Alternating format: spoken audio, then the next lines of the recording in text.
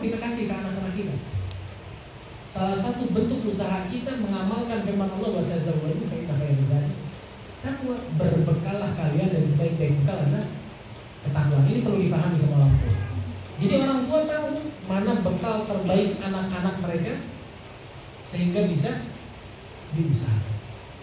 Maka ketahuilah bekal terbaik untuk anak kita adalah ketakwaan, yaitu iman itu sendiri.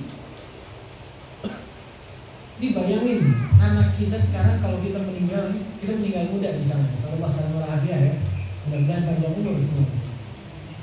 Kalau kita meninggal muda, anak-anak kita gimana? Kira-kira. Kalau yang selama ini kita kasih cuma makanan, vitamin, susu 250.000 buat anak kita, bulan depan kita divonis sama dokter, ternyata seminggu kemudian meninggal, sallallahu alaihi wasallam. Anak-anak kita dapat apa dari apa yang sudah kita berikan? Kan dapat apa? Itu udah keluar di kamar mandi semua. Sebatas itu aja. Tapi kalau kita berikan tarbiyah imaniyah, kita sampaikan kepada istri kita. Istri kita juga ngingetin suaminya untuk fokus ke tarbiyah imaniyah. Ini bakal jadi bekal terbaik manusia, yaitu ketakwaan kepada Allah Subhanahu wa ta'ala. Kemudian maksud dari tarbiyah imaniyah adalah menjaga anak kita dari terjangan fitnah. Kenapa kita sebut terjangan fitnah? Karena memang fitnah yang ada ini kuat nih ya Allah.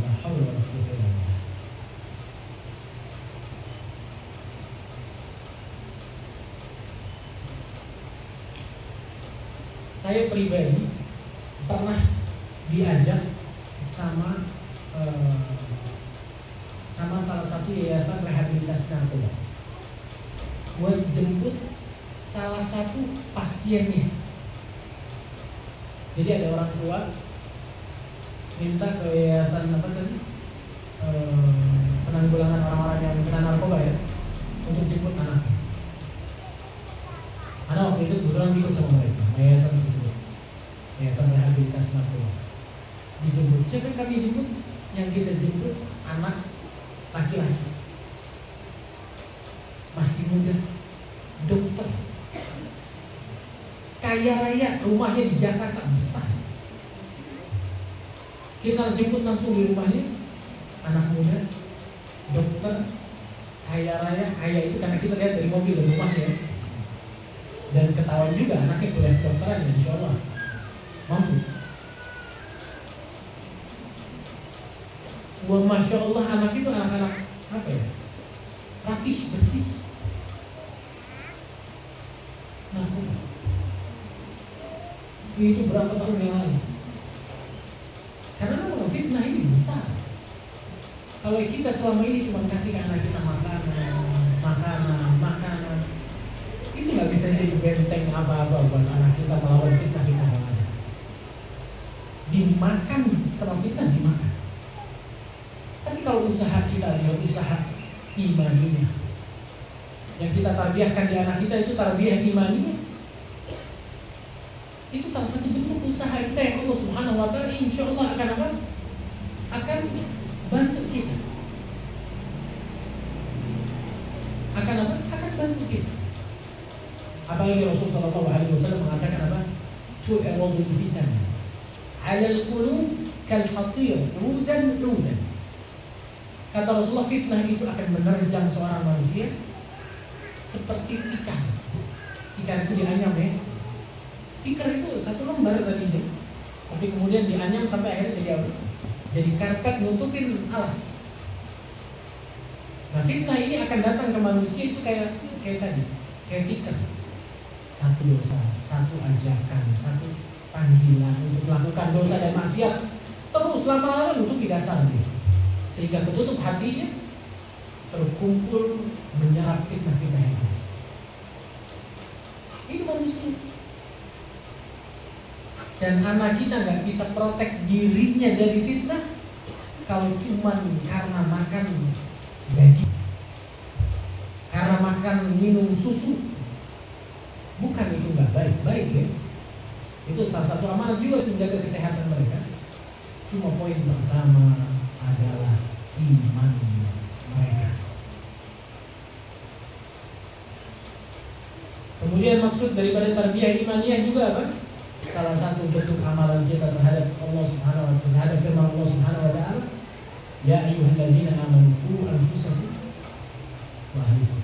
Wahai orang-orang beriman, jagalah diri kalian dan juga anak-anak kalian, keluarga kalian daripada api neraka. Bagaimana kita menjaga diri kita biar tidak masuk neraka? Dengan daging dan susu yang kita makan? Dengan iman. Dengan iman kita pada Allah Subhanahu wa taala, kita berusaha untuk menjauhkan diri kita dari api nerakanya Allah, menuju surganya Allah Subhanahu wa taala. Sehingga dari beberapa maksud yang sudah kita sampaikan ini, kita paham bahwasanya tarbiyah imaniyah adalah tarbiyah yang wajib kita berikan pada anak kita. Wallah, anak kita nggak bisa selamat dengan dia makan yang cuma sehat-sehat aja. Dia harus masuk ghidha ruhiyah juga. Vitamin, kebaikan-kebaikan untuk jiwa dan hatinya harus dapat. Kalau pengen masa bodoh, ya udah semua ada konsekuensinya. Siap-siap tanggung semua. Nah, itu maksudnya. Kemudian kenapa harus tarbiyah imaniyah? Poin pertama, karena kita meyakini bahwasannya iman itu bertambah dan berkurang. Nggak usah iman anak kita, iman kita pun bertambah dan berkurang. Ada kalanya kita mendapati diri kita sangat bersemangat melakukan kebaikan dan ketaatan. Ada kalanya hari-hari yang kita merasa sulit sekali, ketaatan itu terasa berat, Kemudian Rasulullah SAW bersabda dalam hadis yang sahih yang diriwayatkan oleh Imam Tirmidzi dan juga yang lainnya, di mana beliau mengatakan, innal iman la yakhlaq fi jawfi ahadikum kama yakhlaqu thawb fas'alullaha an yujaddida al-iman fi qulubikum. Kata Rasulullah, iman itu akan lusuh sebagaimana baju itu lusuh. Ini kita hari ini beli baju baru ya, beli baru baju bagus banget. Kira-kira setahun kemudian masih sama nggak dengan waktu baru? Enggak. Dicuci berkali-kali, digosok, disetrika, lama-lama hilang warnanya mungkin, atau bentuknya juga kerahil, belok-belok mungkin. Kata Rasulullah apa? Iman itu akan lusuh sebagaimana baju itu lusuh. Kalau ada baju nggak lusuh berarti nggak dipakai. Nggak dipakai itu rusak. Terus apa solusinya? Fas'alullaha an yujaddida al-iman fi qulubikum. Minta sama Allah agar iman kalian diperbaharui. Maka kita harus tahu bahwasannya jangankan kita, anak-anak kita aja. Hari ini kita bilangin, besok ketemu temannya bisa ketemu sama temannya. Memang harus terus. Kalau kita nggak tarbiyah anak kita tentang tarbiyah imaniyah, hanyut dia bawa teman. Dan teman-teman sekarang gimana?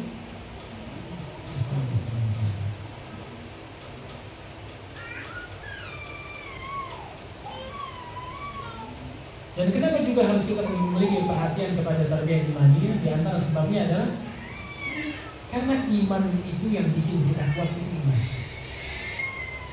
Perempuan-perempuan juga yang kuat, yang bikin perempuan kuat itu apa? Iman.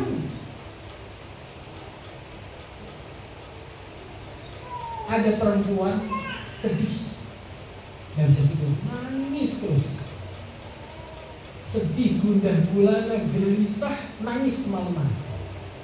Paginya dia bisa tenang. Apa yang buat dia tenang? Apa kira-kira yang merubah dia dari tadinya sebelumnya nangis, sedih luar biasa, kemudian bisa kembali tersenyum? Apa? Imannya. Ibunda Maryam, bayangin, perempuan yang menjaga kehormatannya, hamil. Perempuan yang menjaga kehormatannya, ujiannya di situ ternyata. Itu berat luar biasa. Dia nggak tahu mau ngomong apa, nggak punya alasan. Sampai sama tetangga-tetangganya dibilang apa? Maka ada abu kimroh asal ibu maka ada kamu kembali. abah kamu orang baik-baik, ibu kamu orang-orang baik, kamu kok kayak gini? Itu hancur rasanya. Tapi bisa kuat, kenapa? Iman. Aisyah radhiyallahu taala anha, istrinya Rasulullah SAW, digosipin seluruh Madinah ramai sama kabar tersebut. Hadis tertulis, kabar menyebar Aisyah berzina di masjid.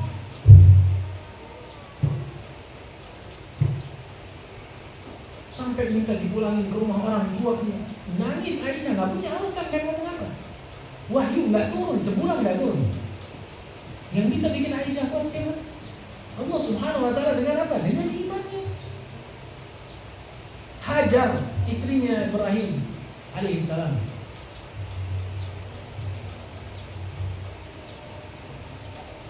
ditinggalin sama suaminya di padang pasir, nggak ada pohonnya, nggak ada orang di sana, kosong. Kita ditinggal suami kadang, ya Allah, istri tinggal suami, ya Allah, suami saya gimana sih? Ya Allah, saya kok nggak kayak perempuan yang lainnya, saya sendiri sebatang kara, wah sedih aja. Ini Hajar ditinggal sama bayi lagi. Minum nggak ada, alhamdulillah Allah kasih jam-jam. Apa yang buat Hajar kuat? Imannya. Iman ini jadi kaidah. Iman ini bisa bikin buat kita tersenyum setelah sebelumnya kita menangis kesedihan. Iman ini bisa bikin buat kita kuat. Kemudian perempuan di zaman Rasulullah SAW yang datang ke Rasulullah bilang, ya Rasulullah, ini atakasyaf. Ya Rasulullah, aku ini selalu tersingkap kalau lagi kumat ayannya. Ayan atau ayan, itu salah satu penyakit yang apa? Yang suka menimbulkan gerakan-gerakan tertentu di luar kontrol manusia orang ini. Kata perempuan ini, ya Rasulullah, aku terkadang suka atakasyaf, suka terbuka, tersingkap auratku ketika kumat. Kata Rasulullah, kalau mau didoain sembuh, tapi kalau mau sabar masuk surga. Si perempuan bilang apa? Aku sabar aja ya Rasul. Ayan buat perempuan itu bukan. Paham ya? Perempuan itu selalu ingin apa? Terlihat ya rapi. Ini perempuan ayan. Terkadang terjadi di jalan gimana sih? Dia memilih untuk bersabar. Apa yang bisa buat dia memilih sabar dibandingkan sendiri? Iman. Iman. Jadi pengaruh iman buat kehidupan kita sehari-hari. Kita kadang cekcok sama pasangan kita, suami cekcok sama istri cekcok sama suami. Rasanya dunia runtuh, bumi kebelah, kiamat sudah dekat dan lain sebagainya. Wallah mungkin salah satunya iman kita yang kuat. Kita bakal bisa kuat, bakal bisa lebih bahagia sebenarnya kalau apa? Kalau kita punya perhatian sama iman kita. Iman, wallah iman ini pengaruhnya luar biasa.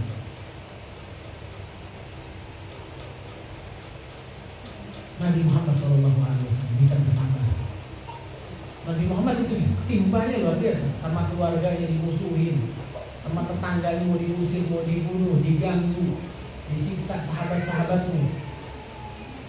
Gak berhenti, dakwah enggak berhenti.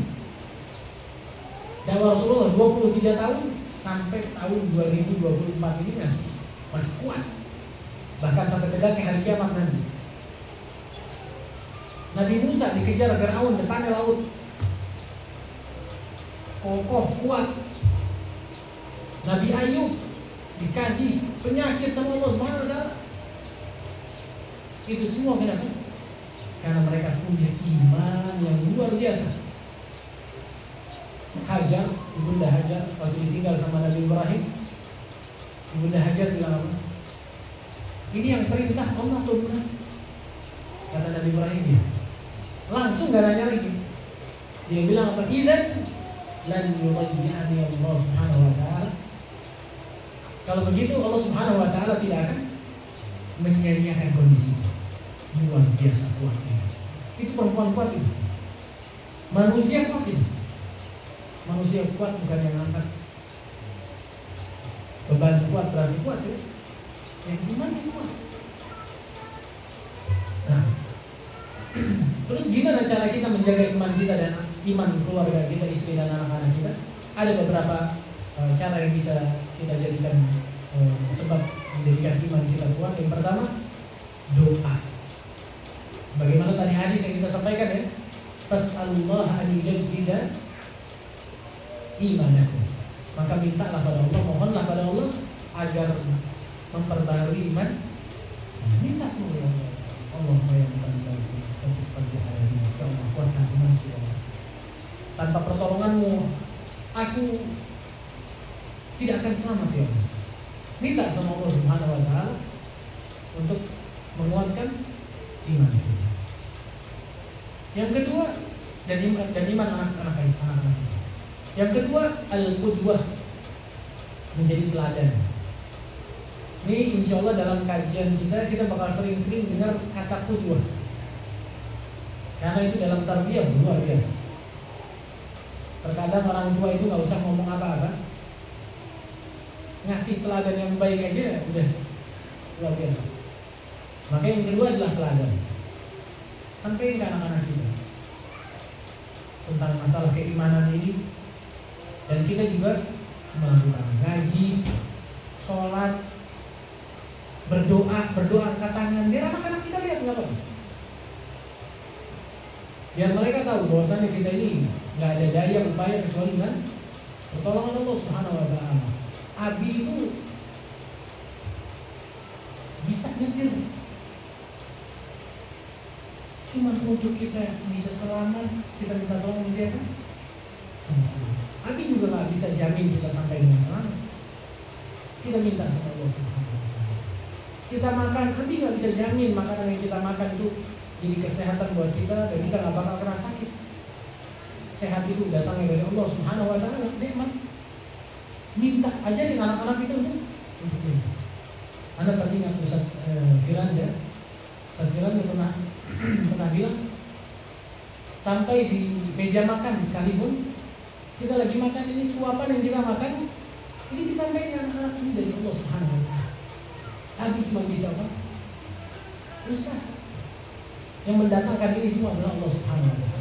Maka teladankan. Yang ketiga, al-ilmu. Karena memang erat yang hubungan iman dan ilmu ini erat. Maka belajar, ikut kajian, dengerin ceramah. Alhamdulillah kita sekarang ada YouTube, radio sunnah, TV sunnah. Alhamdulillah. Ustaz-ustaz kita banyak. Ambil manfaat dari mereka. Datangi kajian-kajian mereka. Di sini alhamdulillah di Purwokerto kita ada Ustaz Abdul Azim, ada Ustaz Saifuddin Zuhri, ada Ustaz Hendra Sabta. Maka kebaikan-kebaikan tersebut kita datangi. Untuk apa? Untuk kita bangkitin kembali apa? Iman kita. Ada asatidah yang lain. Kemudian yang keempat, membacakan kepada mereka kisah-kisah. Apalagi kalau anaknya suka cerita ya, bacain ke mereka. Kisahnya kisah apa ya? Kisah orang-orang saleh, orang-orang beriman. Kalau kita pengen angkat iman mereka, bacain kepada mereka cerita orang-orang yang beriman. Bukan orang-orang yang bisa terbang, pakai sayap, pakai topeng, dan lain sebagainya. Ceritakan kisah-kisah iman. Atau cerita kita waktu masih kecil yang baik-baik. Itu bagus. Abah itu dulu pernah.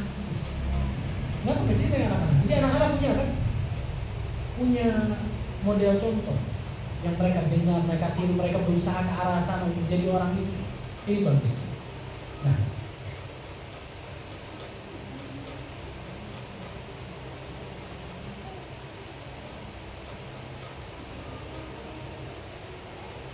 termasuk memberikan ilmu kepada anak-anak kita, memilih sekolah bagi mereka sekolah yang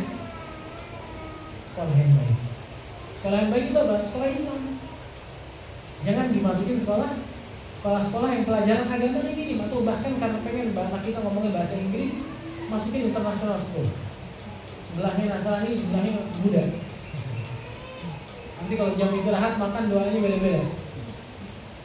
Belakangnya agamanya apalagi nggak paham. Nah, sekolah yang bagus sekolah Islam yang punya perhatian sama Islam, yang punya perhatian pada Islam. Dan ada satu hal yang kemarin kita dengar juga.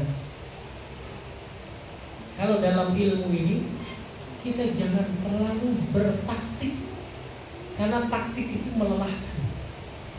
Kita habis dengar kajian berarti ini. Kemudian kita bertaktik maksudnya terlalu apa?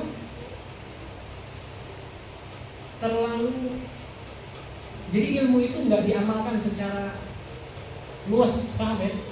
Tapi kita bertaktik kadang melelahkan. Tapi kalau ilmu tersebut kita polakan, kita jadikan manhajul hayat, kita jadikan pola daripada kehidupan kita secara normal, itu enak, ringan masalahnya. Tapi kalau kita terlalu teoritis ya, hanya mengikuti teori saja tapi tidak mempolakan agama tersebut dalam kehidupan sehari-hari gitu, lelah kita, capek. Nanti ujungnya apa? Udah coba cara ini nggak berhasil, udah coba cara ini nggak berhasil, udah dipolakan, agama ini dipolakan. Jadi manhaj dalam kehidupan kita. Bukan untuk apa? Kita hanya berteori-teori saja. Nah,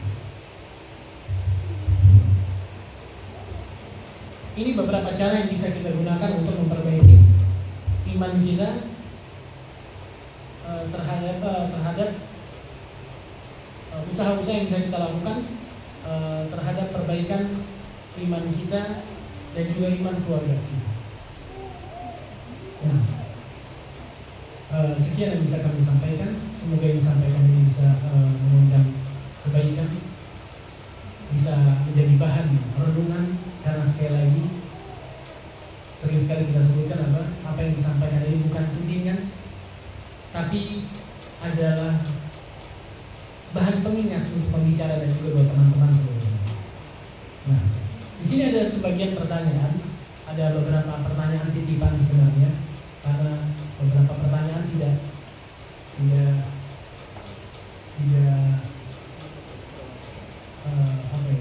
atau bingung untuk disampaikan secara langsung. Bunyi pertanyaannya seperti ini.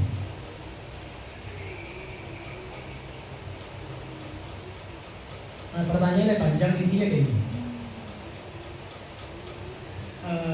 Yang penanya ini, dia dengar dari salah satu anak kecil. Anak kecilnya itu tanya, "Mi, film bokep itu apa ya?" Ini afwan, Anda pakai kalimat yang tertulis di sana.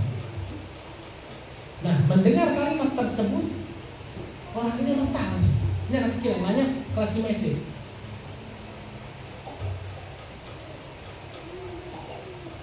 Si orang ini tahu orang tuanya. Jadi orang tua si anak ini masih penanya ini sahabat. Jadi anaknya main sama anaknya, orang tuanya main sama orang tuanya, berteman. Nah, mendengar kata-kata tersebut dari si anak, orang tuanya bingung. Padahal si anak ini tuh lembut banget, baik lagi, penyayang juga. Dan kaget banget dengar dari anak itu kata-kata tersebut. Nah, si penanya ini bingung, dia harus kasih tahu orang tuanya apa enggak. Kalau nggak ngasih tahu rasanya kok jahat banget. Kalau ngasih tahu gimana caranya? Afwan fiddin azza ya, teman-teman yang dimuliakan Allah Subhanahu wa taala. Ini masalah-masalah kehidupan. Ana di posisi di sini nggak paham sisi psikologi.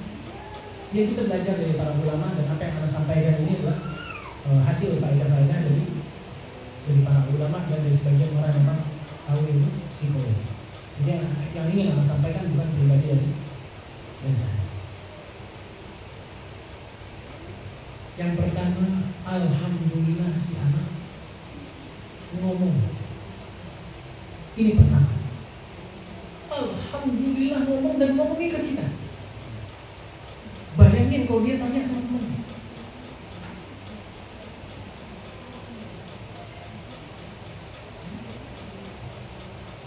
Jadi pertama diapresiasi kejujurannya. Pasti kaget kita sebagai orang tua dengar anak ngomong kayak gitu, atau orang dewasa dengan anak ngomong kayak gitu. Pasti kaget. Jangan dimarahin anaknya. Ini anak kelas berapa? Mungkin antara 11 tahunan mungkin ya. Jangan dimarahin, jangan digertak, tapi ditanya, didudukin, ditanya. Tahu dari mana kata-kata itu? Dengar dari siapa? Pernah lihat sesuatu? Atau pernah diajak pergi sama orang? Siapa orangnya? Siapa yang ngajak? Siapa yang ngasih tahu? Coba diajak ngobrol yang ngalir dengan anaknya. Kenapa harus ditanya? Karena jawaban dari si anak nanti akan menentukan jawaban kita buat siapa. Paham ya? Kita tahu apa yang harus kita perbuat nanti. Kalau kita langsung terabas dari awal, atau bahkan kita ngomong sama si anak, main sama siapa? Ngomong sama mama, main sama siapa? Itu anak takut, lain kali dia nggak bakal ngomong sama kita. Jadi yang pertama, kaget pasti, kontrol emosi. Yang kedua, coba ambil waktu duduk sama si anak, tanya-tanya. Siapa yang kasih tahu? Siapa yang ajak? Pernah berbuat atau melihat sesuatu? Itu coba diajak, tapi ngobrolnya ngobrol ngalir aja ya.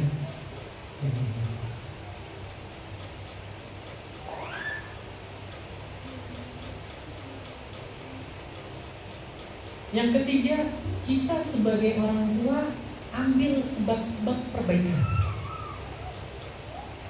Nah, sebelum masuk ke situ, anak pengen bilang sama yang nanya, harus dikasih tahu orang tua. Jangan kita diam. Kalau kita ada tahu anak kayak gitu, anak yang ngomong kotor,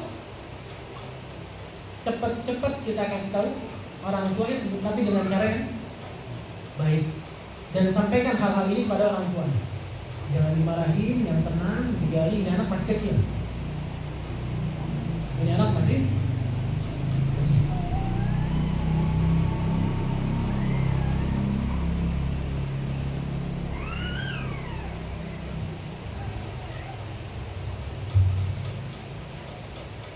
Apa sebab-sebab perbaikan tersebut? Pertama, ambil HP-nya kalau memang suka pakai HP. Karena kita masih belum tahu nih, ini anak dengar dari mana, tahu dari mana, siapa teman yang ngajak-ngajak ke kayak gituan.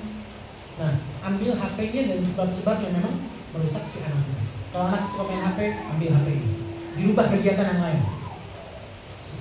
Bentuk sebab perhatian juga apa? Diangkat perkaranya ke pihak sekolah.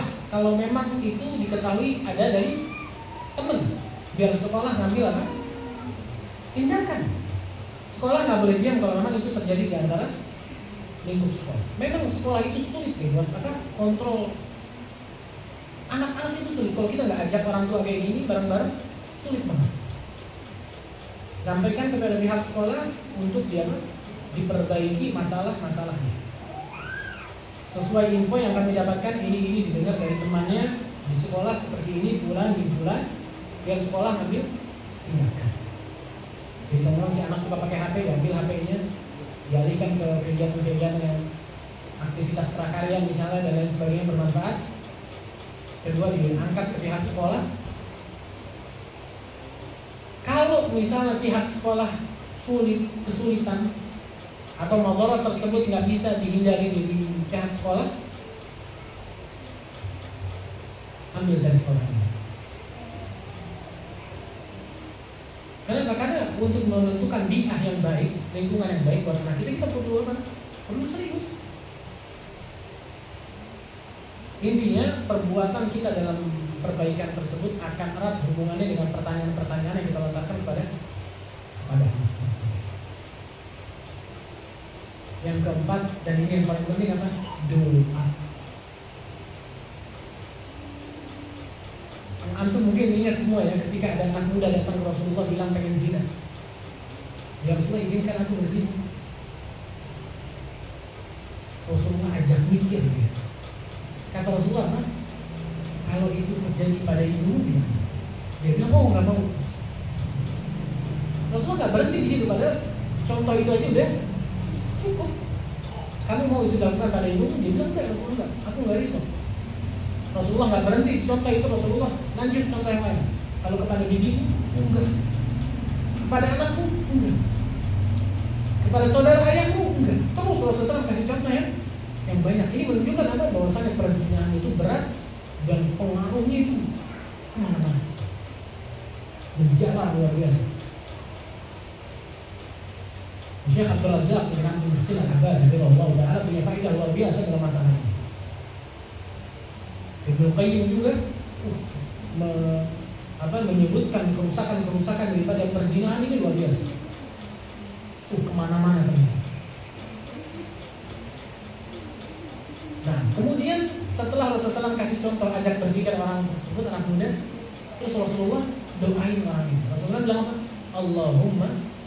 Allahumma ighfir dzambah wa tahhir qalbah. Ya Allah, ampuni dosanya, bersihkan hatinya. Dan ini doa yang perlu kita banyak berdoa dengannya. Di antaranya anak muda. Doa agar kita terhindar dari perzinahan. Orang tua harus banyak-banyak doa. Ingat, mata kita nggak bisa pantau anak kita 24 jam.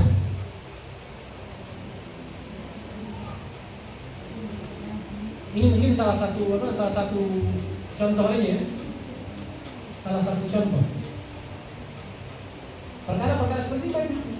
Pelecehan seksual banyak terjadi dari orang terdekat, kerabat. Rasulullah SAW. Ada terkadang anak dapat fitnah ini dari siapa? Dari orang tuanya sendiri. Ternyata orang tuanya juga pelaku. Dia nonton film-film kotor begitu.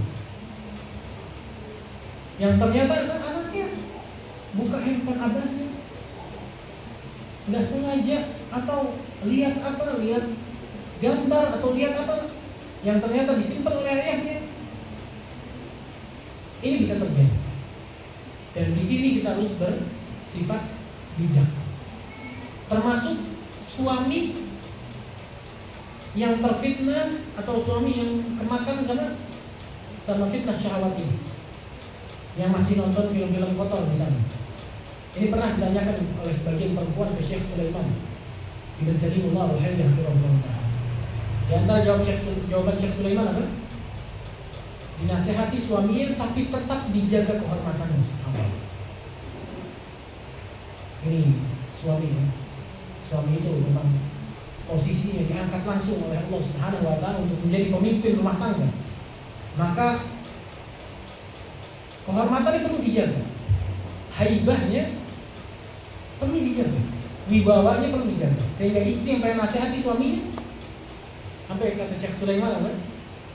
Kalau si suami nggak tahu, si istri tahu si suaminya gitu, hendaknya si istri nggak ngomong ke suaminya kalau si dia tahu.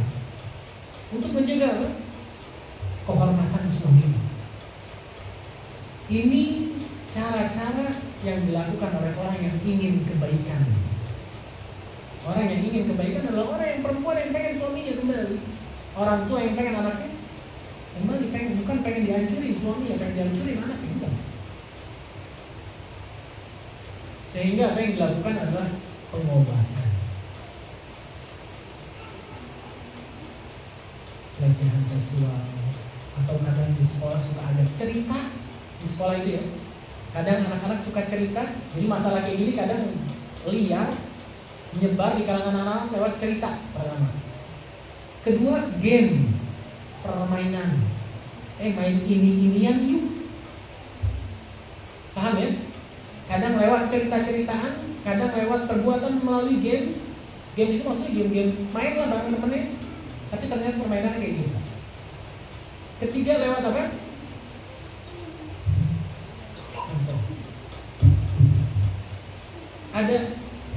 Ada anak cerita, anak SMP. Kalau di kelas dia bikin grup WhatsApp sama teman-temannya sekelas. Nama grupnya apa? Grup rahasia. Gak ada yang boleh tahu kecuali teman-teman sekelas. Nanti saling share apa di sini macam-macam. Guru nggak boleh tahu, keluarga nggak boleh tahu. Namanya grup rahasia. Yang di-share apa? Wallahu ta'ala a'lam bishawab. Kalau ada yang bocor berarti dia keluar dari grup dimusuhin. Dan buat anak-anak ini apa? Wah, kengerian, horor itu ditinggal sama teman-teman itu, takut. Dibilang apa namanya?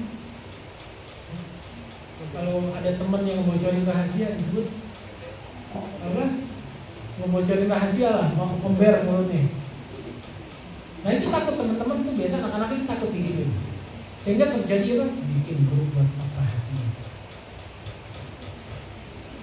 Kejadian-kejadian dirahasiakan dari guru, dirahasiakan dari orang tua. Itu sekarang ada banyak. Anda dapat cerita subhanallah langsung dari anak SMP ini. Jadi hal-hal seperti ini perlu kita sadari. Walaupun nanti kita insya Allah pada pekan-pekan yang lain kita akan bahas dari sisi tarbiyah jinsiyah atau tarbiyah gender, karena memang sangat diperlukan apalagi di zaman sekarang ini. Karena kita nggak mau anak kita jadi pelaku dan nggak mau anak kita jadi apa? Korban. Waliyahzubillah. Wassalamualaikum. Mudah-mudahan Allah lindungi semua anak kita.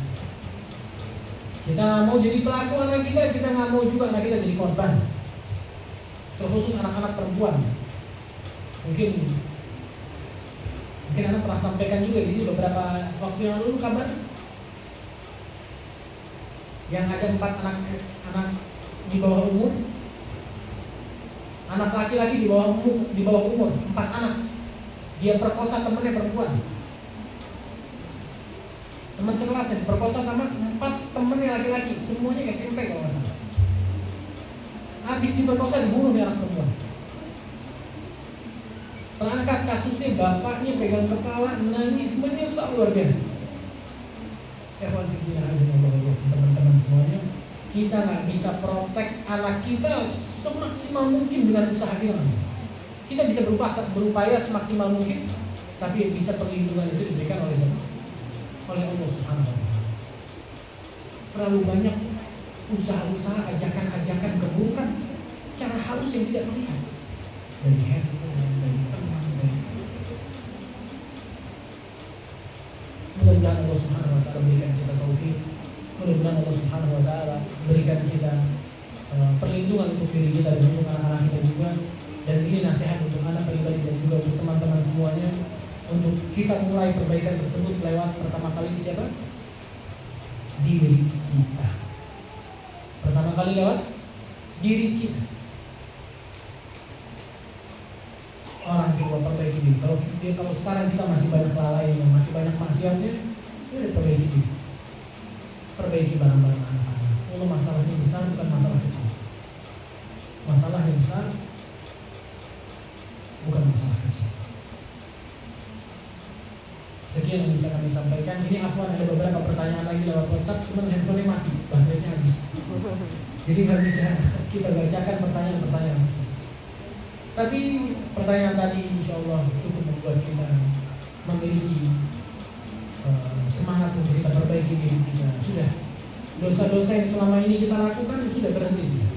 Sekarang kita fokus sama keluarga kita, sama anak-anak kita, pendidikan mereka, iman mereka. Banyak yang harus kita pikirkan, PR kita banyak. Buat ngabisin waktu di perkara-perkara seperti itu, buang waktu. Banyak tugas-tugas kita yang lain.